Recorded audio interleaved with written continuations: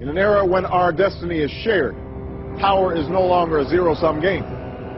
No one nation can or should try to dominate another nation. No world order that elevates one nation or group of people over another will succeed. No balance of power among nations will hold.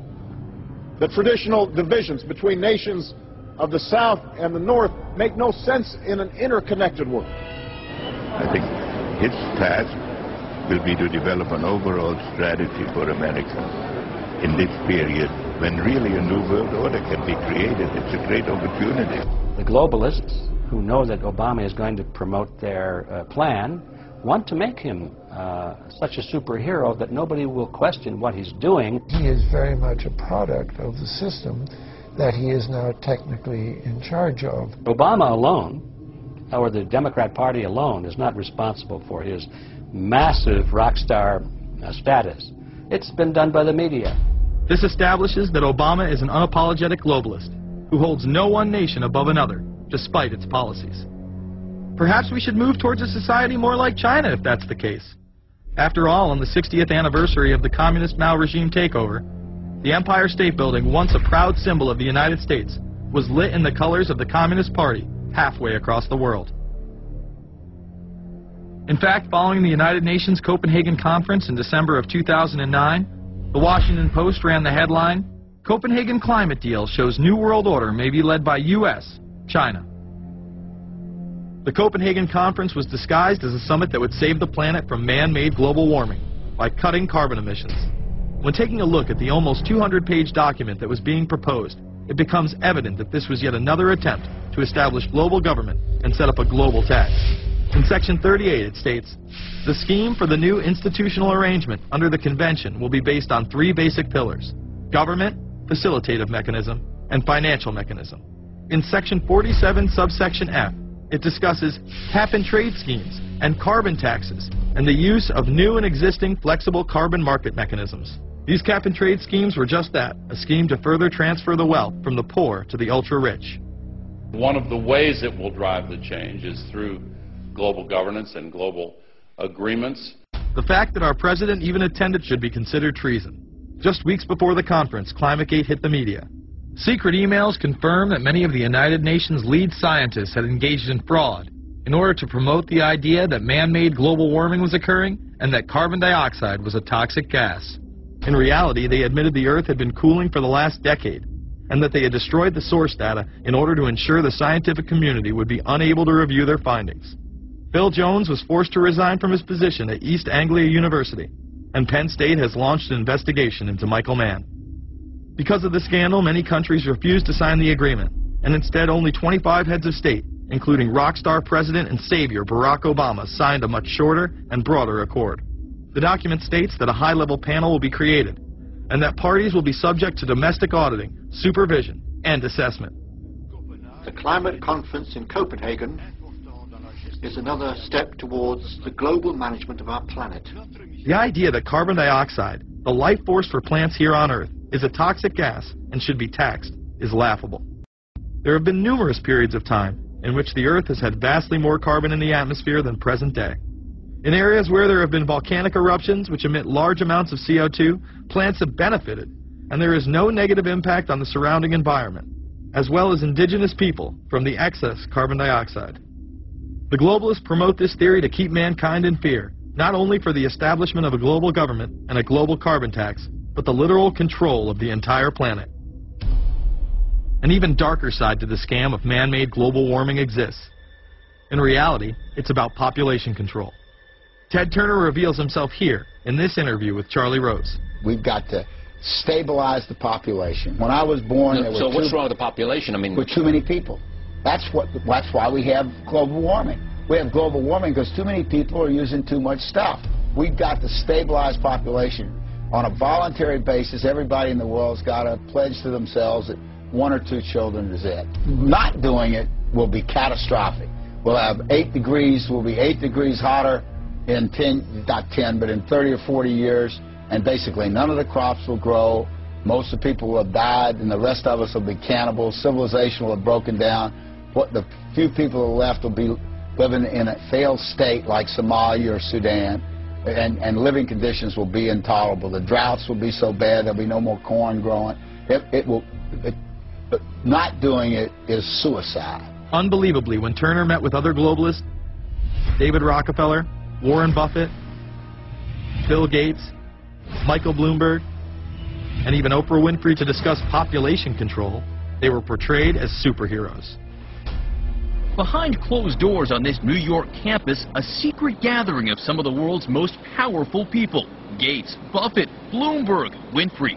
It was like, well, it was like the Super Friends. In the great hall of the Justice League, there are assembled the world's 4 greatest heroes. Together with others at the meeting, including George Soros, Ted Turner, David Rockefeller, they're worth more than $125 billion. The new Superman and Wonder Woman, the super rich friends, not fighting bad guys, but fighting for good nonetheless. Would a superhero call for a one-child policy? Would a superhero call for population control? In a recent interview, he claims that 2 billion people would be ideal. That means 4 billion plus must die to accommodate a man who owns more acreage than anyone else on the planet. Let's not forget that Ted Turner is the president of the United Nations Foundation. There are countless examples of how we are being indoctrinated to accept these kind of conditions and believe that man and his activities are the problem. From the promotion of climate cops, we're the carbon cops and we're on the lookout for energy wasters, to phony liberals and conservatives getting together to promote climate change. Hell, let's face it, we're polar opposites. We couldn't be further apart. I'm on the left, and I'm usually right. And we strongly disagree. Except on one issue. Tell them what it is, Reverend Pat. That would be our planet. Taking care of it is extremely important. We all need to work together, liberals and conservatives.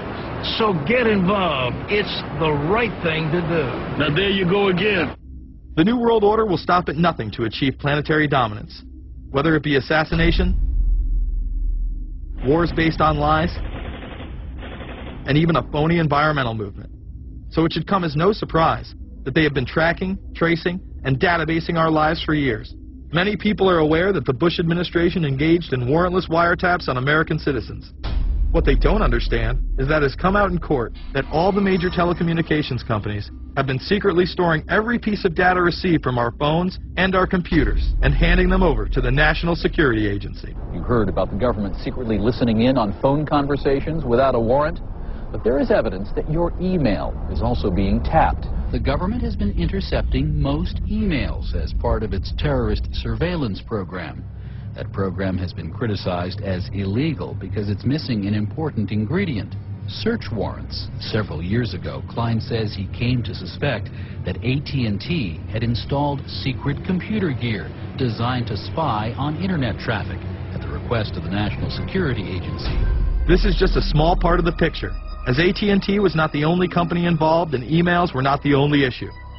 The NSA was installing Norris Insight systems, which are capable of monitoring billions of bits of internet traffic per second. It was also able to monitor any calls trafficked through its system, all websites visited, all instant messaging, and separate types of transaction records.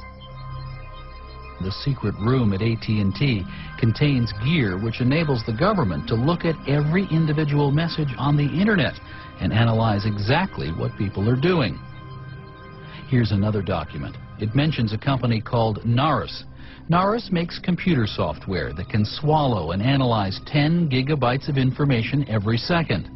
That means it could go through all the information in all the books in the Library of Congress in a little over 15 minutes. The documents Klein and others were able to produce were then censored by the NSA. Bankston isn't allowed to talk about the documents in detail. The government has since had them sealed. But he says what is in there boggles the mind. We are talking about a substantial portion of all the communications traffic in the United States. The policies have been shielded by the Obama administration and continue to this day. Attorney General Holder has publicly stated lawsuits be thrown out of court. And after several attempts, Klein and other cases were thrown out as well. Once again citing the national security of what used to be a constitutional republic, not a massive corrupt slave state. Living in the New World Order when it's close to completion for the average citizen, for people like you and me, is going to be essentially slavery. We're never going to be able to get ahead. We're never going to be able to amass enough wealth essentially to retire or to do what we want to do in life. We're going to constantly be working for the man. They're creating essentially a two-class system. So it's going to be an inner ruling elite and then everyone else. And I got news for you. You're everyone else. The New World Order that is currently being built revolves around creating a global technopoly ruled by the elite, in which they dominate and control a severely reduced populace, which they treat as their pets. In the New World Order, the people are the enemy. Internal documents released in March of 2009 reveal that the Department of Homeland Security is targeting citizens who discuss the New World Order, people with a Christian identity or sovereign citizens who argue that the government has gotten away from the intent of the Constitution and are strong states' rights advocates.